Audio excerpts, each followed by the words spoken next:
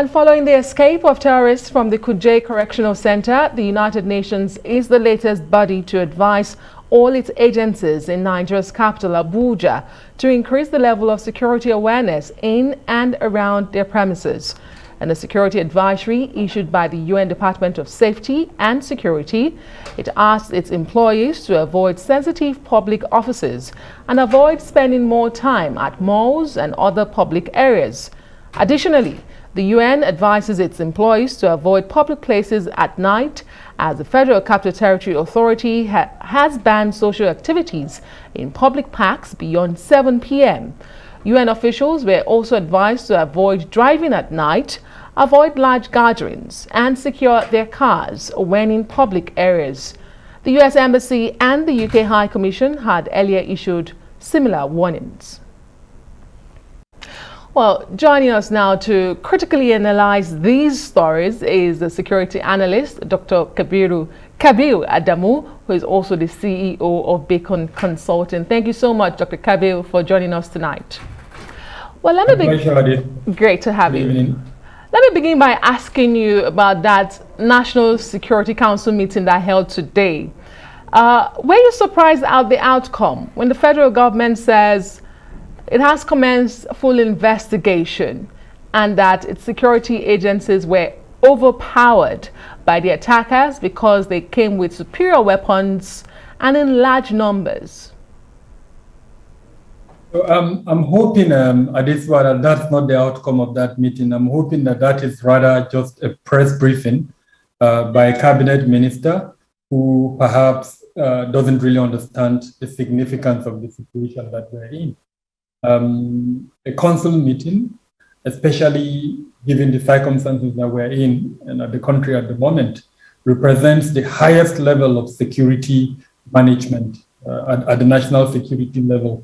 And I'm hoping that that meeting took far-reaching decisions with regard to the embarrassment that faced us earlier this week on Tuesday, and not what we had.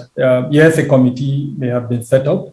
What I would have expected is an indication of who is chairing that committee, what is the mandate of that committee, and more specifically, the timeline for that committee. And that will give you as a journalist and me as an observer who is interested in security something to look forward to.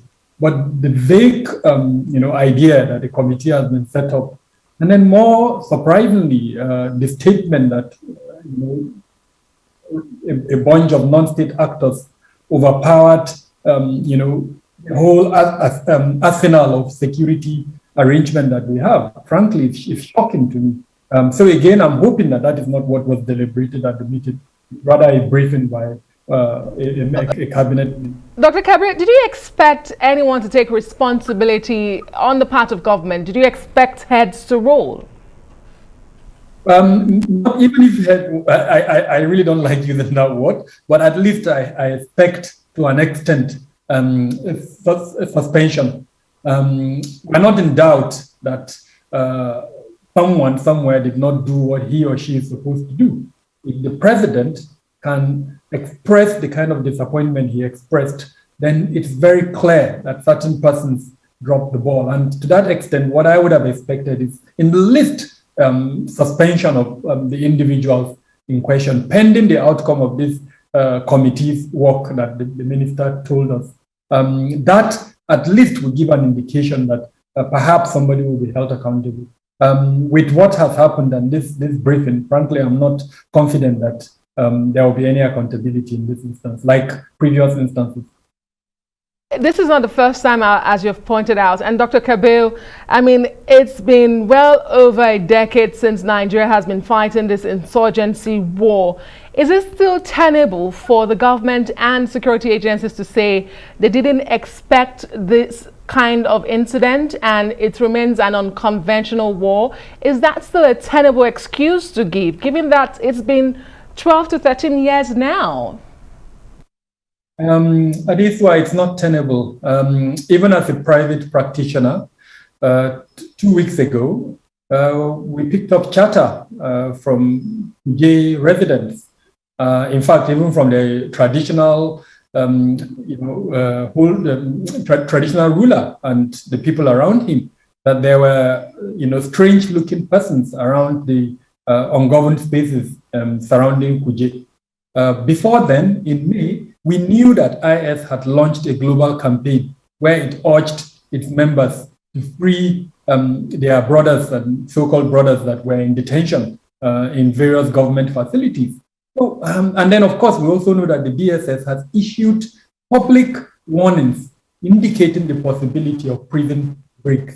So anyone who is in this country, not just the government, would have been aware of the possibility of high-profile attempt. And I, from what I've heard from different government officials, the government too was aware. So it's not tenable really to give that excuse that we were caught off guard. No, we were not caught off guard. What happened was that somebody dropped the ball. There was some, this perception of impregnability, perception of, or rather this approach of nonchalance. It's not going to happen to us. And then it happened. And where we are in the moment. So who was, if you look at the arrangements or the protection of a medium custodial center, there are certain responsibilities.